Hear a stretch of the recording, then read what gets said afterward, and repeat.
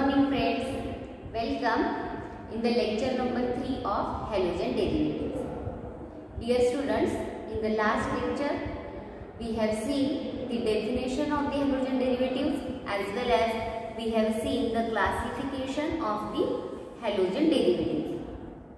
From the last lecture we are going to discuss about the nomenclature system for the different halogen derivatives. Out of that, in the last lecture we have seen the one type of the nomenclature system which is called as the common name system. Now we have said that by the common name system, whatever the halogen derivatives they are there, they have been written in the form of the alkyl group and then we will have the ending as the halide. So they have been written in the form of alkyl halide if they are the derivatives of the alkenes. जसं की आपण मागच्या lecture मध्ये बघितलेलं होतं की common name system मध्ये आपण अल्काइल हॅलाइड या फॉर्म मध्ये त्यांची कॉमन नेम लिहित होतो. ज्यात सगळ्यात महत्त्वाचा रूल लक्षात ठेवायचा, कधीही जेव्हा आपण एखाद्या कंपाऊंडचं कॉमन नेम लिहितो तेव्हा तिथे सगळे number of carbon atom count करायचे आणि अल्काइल ग्रुप हा त्या सगळ्या कार्बनच्या संख्येवरती डिपेंडंट असेल. नेक्स्ट पुढचा पार्ट आपण बघितलेला होता की ज्या पद्धतीने कार्बन चेनची रचना असेल किंवा त्याचा स्ट्रक्चर असेल त्यानुसार आपण काही प्रेफिक्सेस यूज केलेले आहेत. जसं की जर ती स्ट्रेट चेन असेल तर इथे एन हे प्रेफिक्स आपण यूज केलेलं होतं. So an alkyl halide will indicate that all the carbon atoms they are present in a straight chain manner. समजा एखादा कार्बन ब्रँचच्या फॉर्म मध्ये असेल, एक कार्बन ब्रँचच्या फॉर्म मध्ये असेल तर तिथे आयसो असं प्रेफिक्स लावायचं आणि सेम कार्बनला दोन कार्बन ब्रँचेस प्रेझेंट असतील तर तिथे निओ हे प्रेफिक्स लावायचं. हा सगळा पार्ट आपण अल्केन मध्ये सुद्धा डिस्कस केलेलाच होता. पुढचा पार्ट आपण सांगितलेला होता की जेव्हा फंक्शनल ग्रुप असलेल्या कंपाऊंडचं कॉमन नेम आपण लिहितो तेव्हा अजून काही प्रेफिक्सेस आपण यूज करतो. ती प्रेफिक्सेस कुठली असतात तर तिथे आपण आयसो, सेक, निओ अशा पद्धतीने वेगवेगळे प्रेफिक्सेस वापरतो. ज्यात सेक हे प्रेफिक्स आपण वापरतो जेव्हा फंक्शनल ग्रुप हा सेकंडरी कार्बनला जॉईन झालेला असतो. जर फंक्शनल ग्रुप टर्शरी कार्बनला जॉईन झालेला असेल तर आपण टर्ट हे प्रेफिक्स वापरतो आणि जर टर्शरी कार्बन वाली रचना असेल आणि त्याच्या शेजारच्या कार्बनला एखादा फंक्शनल ग्रुप म्हणजे इथे हॅलोजन अटॅच झालेला असेल तर निओ हे प्रेफिक्स आपण वापरतो. म्हणजेच इथे आपण कॉमन नेम सिस्टीम मध्ये एन, त्यानंतर आयसो, त्यानंतर सेक, त्यानंतर टर्ट, निओ ह्यासारखी काही प्रेफिक्सेस कशी वापरायची त्याबद्दल मागच्या लेक्चरमध्ये डिस्कस केलेलं होतं. आता आज आपण ह्याच हॅलोजन डेरिव्हेटिव्हचा आययुपीएसी नॉमेनक्लेचर कशा पद्धतीने बघायचंय ते डिस्कस करणार. जेव्हा आपण एखाद्या हॅलोजन डेरिव्हेटिव्हचं आययुपीएसी नेम लिहितो तेव्हा ते लिहिताना लक्षात ठेवा हे असे कंपाऊंड आहेत की नेहमीच ह्यांचा फंक्शनल ग्रुप म्हणजे हॅलोजन हा सुरुवातीला लिहिला जातो. So the name is written in the form of the prefix. So always the name it will start with the prefix halo. जेव्हा याचं नाव आपल्याला लिहायचं तेव्हा तिचं प्रेफिक्स आपण वापरणार आहे हॅलो आणि त्यानंतर आपण वापरणार आहोत अल्केन किंवा अल्कीन जो काही तुमचा हायड्रोकार्बन असेल त्या हायड्रोकार्बनचं नाव. So the name is written in the form of halo alkane, halo alkene, halo alkyne or so. ज्या इथे आपण लक्षात घेणार आहोत की ज्या अर्थी आपण अल्केन अल्कीन अशा पद्धतीने हायड्रोकार्बनला रिप्रेझेंट करतोय तेव्हा परत जे काही अल्केनची नॉमेनक्लेचर सिस्टीम होती आययुपीएसी नॉमेनक्लेचर सिस्टीम त्यातला पहिला रूल आपल्याला फॉलो करावा लागेल. तो म्हणजे आययुपीएसी नेम लिहिताना फक्त लॉंगेस्ट कंटिन्युअस चेनचं सिलेक्शन सुरुवातीला करणं गरजेचं आहे. इथे जेव्हा आपण लॉंगेस्ट कंटिन्युअस चेनचं सिलेक्शन करणार आहोत तेव्हा ते करताना ज्या कार्बनला हॅलोजन अटॅच झालेला आहे तो कार्बन त्यामध्ये इन्क्लूड होणं गरजेचं आहे. So the first rule, it should be selection of longest continuous chain containing the carbon which carries the halogen. The next part, पुढचा पार्ट आपला काय असणार आहे, count the number of carbon atom in the longest chain. Longest chain मध्ये जेवढे काय carbon असतील त्यांचा नंबर काय करा, काउंट करा. And decide the name of the parent. मग पॅरेंट अल्केनचं नाव डिसाइड करताना फक्त लॉंगेस्ट चेन मधलेच कार्बन गृहीत धरणार आहोत. The next thing, if any other carbons they are present then they should be considered as branches. राहिलेले जे कार्बन असतील त्यांना ब्रँच म्हणून आपण कन्सिडर करणार. आणि आता पुढचा रूल लक्षात ठेवायचा, ज्या आपण गृहीत धरणार आहोत ते म्हणजे कार्बनला नंबरिंग देणे. Numbering is done in such a way that the carbon carrying branch they should get minimum number. जेव्हा आपल्याला कार्बनला नंबरिंग द्यायचं असेल तेव्हा कार्बन ज्याला ब्रँच आहे त्याला मिनिमम नंबर यायला पाहिजे, असं आपण अल्केनच्या नॉमेनक्लेचर सिस्टीम मध्ये बघितलेलं होतं. सेम वेने इथे लक्षात ठेवायचं की जेव्हा आपण कार्बन कॅरिंग ब्रँच कन्सिडर करतोय तेव्हा हॅलोजन वाल्या कार्बनला लोएस्ट नंबर येईल असा सुरुवातीला ट्राय करायचा. जर तो हॅलोजन फक्त एकटाच असेल तर. Along with halogen if any other branches they are there then we have to follow lowest locant rule. Lowest locant rule याचा अर्थ ब्रँचेसचे जे नंबर आहेत त्या नंबर्सला कमीत कमी नंबरिंग येईल ह्या पद्धतीने नंबरिंग करणार. ओके, तर ह्या पद्धतीने आपण नंबरिंग करणार. त्यानंतर जे काय ब्रँचेस आहेत, आता हॅलोजन हा सुद्धा आपला ब्रँच म्हणूनच कन्सिडर होतोय कारण तो प्रेफिक्स फॉर्ममध्ये येतो. तर तो मेन्शन करताना त्याला नंबर म्हणजे किती नंबरला तो प्रेझेंट आहे तो नंबर आणि त्या हॅलोजनचं नाव हॅलो आणि अल्काइल ग्रुप्स असतील तर अल्काइल या पद्धतीने आपण ते लिहिणार आहोत. आणि शेवटी पॅरेंट अल्केनचं नाव आपण तिथे डिस्प्ले करणार आहोत. मग ह्या सगळ्या ह्याच्यामध्ये अल्फाबेटिकल ऑर्डर फॉलो करणे हा सुद्धा एक महत्त्वाचा रूल आपल्याला लक्षात ठेवायचा आहे. ठीक आहे, मग हे झालं कशाच्या बाबतीमध्ये, कंपाऊंड जेव्हा आपण हॅलोजन डेरिव्हेटिव्ह हा IUPAC नॉमेनक्लेचर सिस्टीमने इंडिकेट करणार आहोत तेव्हा काय रूल आपल्याला फॉलो करायचे आहे. मी इथे बोर्डवरती 1-2-3 एक्झाम्पल दिलेले आहेत ऑलरेडी. आता पहिलं जे एक्झाम्पल दिलेलं आहे त्या पहिल्या एक्झाम्पलमध्ये कंपाऊंड आहे CH3CH2Cl. The common name for this compound it is ethyl chloride. What will be its IUPAC name? ज्या आता आपण इथे कन्सिडर करणार आहोत this is a compound which is having how many carbon atoms? 2 carbon atoms. And the carbon carrying branch it should get minimum number, so numbering is done 1 and 2. मग इथे या पद्धतीने नंबरिंग केलं की ह्या कंपाऊंडचं नाव असणार आहे 1-chloroethane. So if you are not going to mention the number 1 then it will also work. एक नंबर लिहिला नाही तरी चालेल पण राहिलेले जे काही 2, 3, 4 नंबर असतील ते मात्र आपल्याला लिहावे लागतील. So either it will be called as chloroethane or it will be considered as 1-chloroethane. ठीक आहे.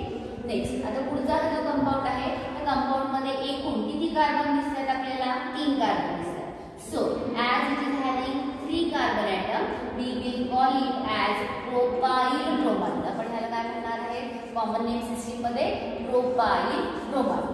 Now in this propyl bromide not when we are going to consider the 3 carbon atom then as the bromine is attached to the second carbon atom we may use the prefix iso or sec. काल तुम्हाला सांगितलं होतं की जे आयसो किंवा सेक prefix आहे ते दोन्हीपैकी कुठलेही एक प्रोपाइल ग्रुप पर्यंतच आपण वापरू शकतो. त्यानंतर मात्र ड्यूटाइल ऑनवर्ड्स आयसो स्ट्रक्चर वेगळं असतं आणि सेक स्ट्रक्चर वेगळं असतं. मग आता हा जो कंपाऊंड आहे या कंपाऊंड मध्ये लॉंगेस्ट चेनचं सिलेक्शन आपल्याला करायचंय ती 1, 2 आणि 3 कार्बनची चेन आहे. म्हणून इथे पॅरेंट आपला असणार आहे प्रोपेन, ज्या किती नंबरला ब्रोमीन अटॅच झालेला आहे 2 नंबरला. म्हणून या कंपाऊंडचं नाव आपण लिहिणार 2-bromopropane. The name of the compound it will be written as 2-bromopropane. ठीक आहे. So this is about the structure 2-bromopropane. Okay, now we will see the next example. आता हे पुढचं एक्झाम्पल आहे. इथे जर आपण बघितलं तर एकूण 4 कार्बन आपल्याला दिसतात. सगळेचे सगळे 4 कार्बन इन्क्लूड झालेले आहेत लॉंगेस्ट चेन मध्ये आणि चेनच्या बाहेर काहीच एकही कार्बन नाहीये आणि आता इथे फक्त 2 नंबरला ब्रोमीन आहे. What will be the common name? Common name काय असणार आहे? 4 कार्बन आणि सेकंडरी कार्बनला ब्रोमीन आहे, म्हणून या कंपाऊंडचे नाव आहे sec butyl bromide. The name is sec butyl bromide. Where we have said that the IUPAC name for this compound, it will be 2-bromobutane. 2-bromobutane. Okay. ह्या पद्धतीने आपण काही कंपाऊंड जे कॉमन आणि IUPAC नेम दिलेले आहेत. We will see some more examples of the halogen derivatives afterwards. Okay.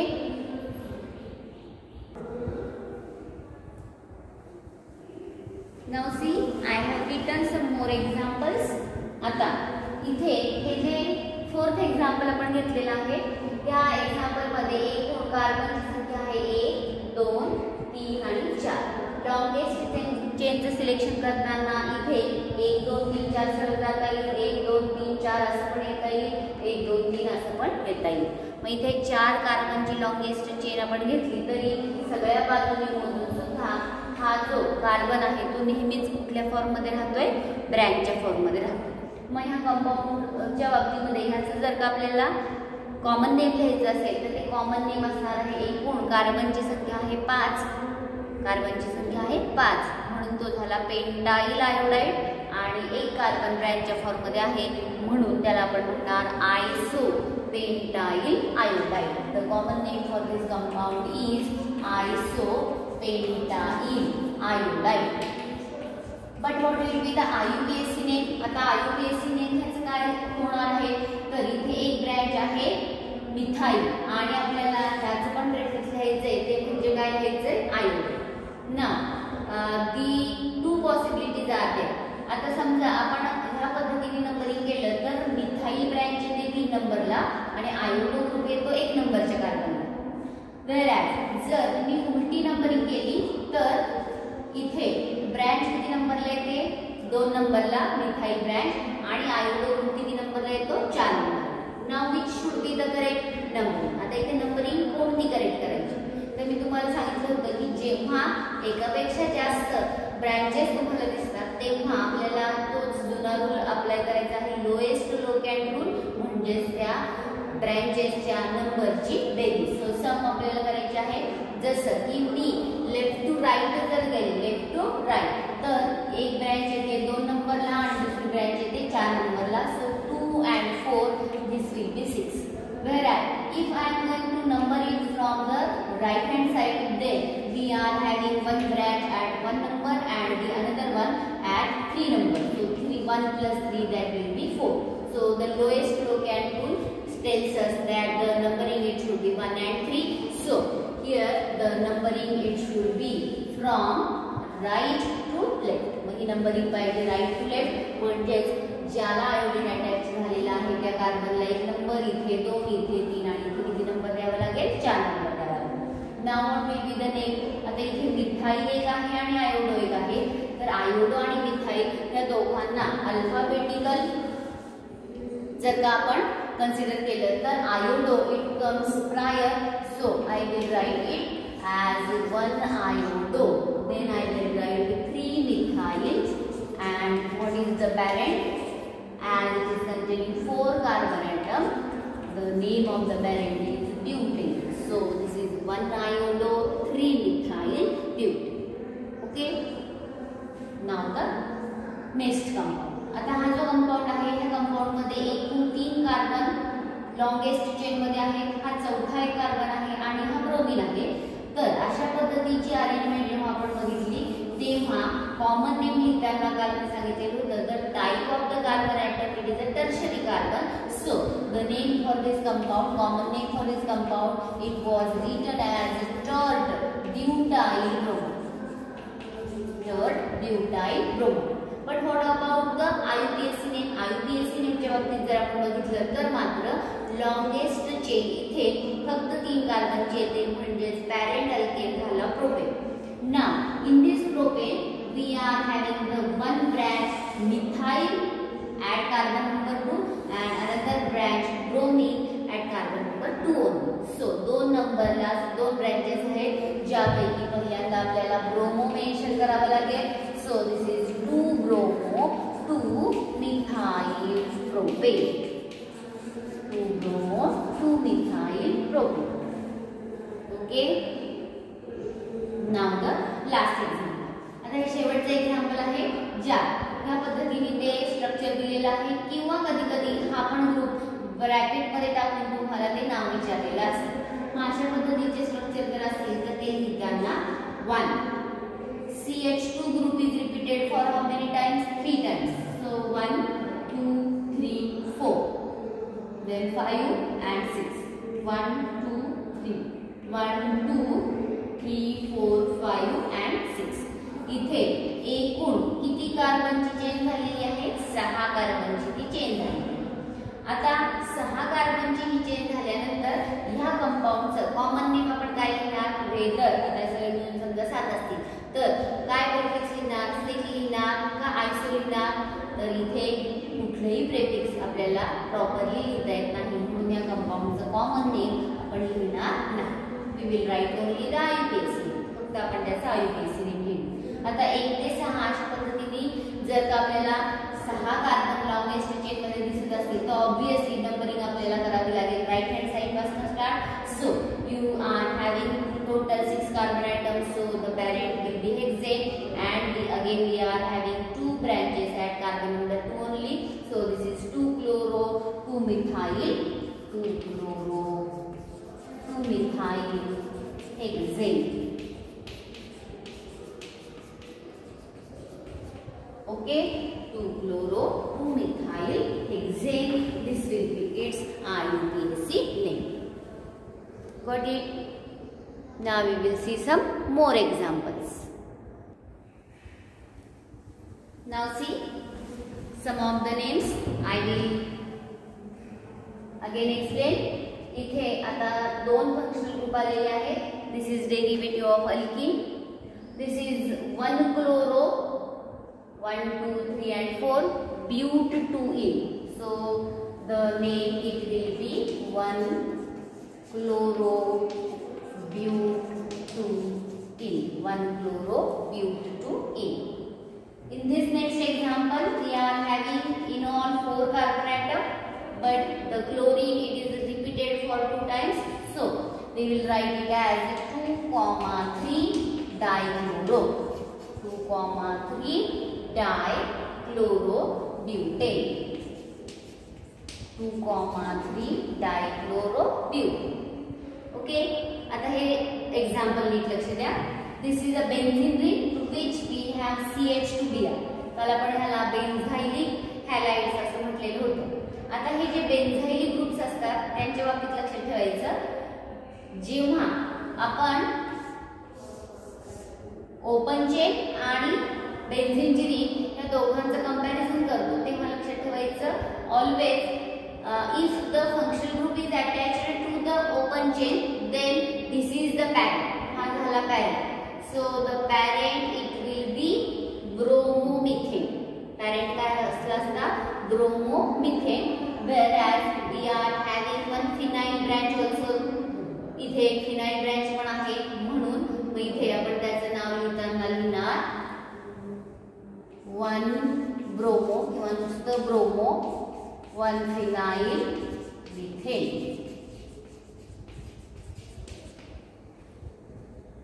ब्रोमोफिनाइल methane. का तर फंक्शनल ग्रुप अटॅच झालेला आहे हा ओपन चेन. ठीक आहे. Now the last example. आता समजा फंक्शनल ग्रुप डायरेक्टली अटॅच झालेला आहे बेन्झीनच्या रिंगला, तेव्हा इथे जर एकच फंक्शनल ग्रुप प्रेझेंट असेल तर तो 3 वेळा रिपीट झालेला आहे. इथे 3 वेळा क्लोरीन ब्रँच रिपीट झालेली आहे म्हणून आता नंबरिंग करताना इथे 1 केला तर इथे 3 येतो आणि इथे किती येतो 5 येतो. So this is 1 3 5 1 3 5 trichlorobenzene. 1 3 5 trichlorobenzene. इथे पॅरेंट झाला तुमचा बेन्झीन आणि बेन्झीनला 3 ठिकाणी क्लोरीन ब्रँच अटॅच झालेली आहे. त्याच्या व्यतिरिक्त समजा क्लोरीन आणि दुसरा फंक्शनल ग्रुप असेल तर जो दुसरा फंक्शनल ग्रुप आहे त्याची प्रायोरिटी जर ग्रेटर असेल तर त्याला पॅरेंट म्हटलं जातं. जसं की हे शेवटचं एक्झाम्पल सांगते. समजा ही बेन्झीनची रिंग आहे, ह्याला एक OH ग्रुप जॉईन झालाय आणि एक Cl जॉईन झालाय, तर हा सगळा झाला तुमचा parent. So the parent is phenol and the branch is chloro. ह्याला 1 नंबर द्यावा लागतो, ह्याला 2 नंबर, आणि मग त्या केसमध्ये नाव होतं 2-फ्लोरोफिनॉल. ओके, म्हणजेच जेव्हा हॅलोजन्स हे दुसऱ्या एखाद्या फंक्शनल ग्रुप सोबत असतात तेव्हा ऑब्वियसली मॅक्झिमम केसेसमध्ये ह्यांची प्रायोरिटी, दुसऱ्या फंक्शनल ग्रुपची प्रायोरिटी ग्रेटर असते. बेन्झीनची रिंग आणि तो फंक्शनल ग्रुप असं मिळून जर त्याचं एखादं नाव असेल, जसं की C6H5OH असेल तर फिनॉल, C6H5CH3 ग्रुप असेल तर त्याला टोल्यून असं आपण म्हणतो. तर या पद्धतीने जे पॅरेंट असतील ते पॅरेंट आणि त्याच्या कंपॅरिझनमध्ये मग त्याला 1 नंबर देऊन तुमच्या हॅलोजनला जो नंबर आलेला असेल तो आपण मेन्शन करणार आणि त्याचं नाव लिहून शेवटी फंक्शनल ग्रुप असलेल्या त्या कंपाऊंडचं पॅरेंट म्हणून इंडिकेशन करणार. जसं की इथे आपण लिहिलं 2-क्लोरो and this is considered as derivative of phenol. So with this we have completed some of the examples, IUPAC names of the halogen derivatives.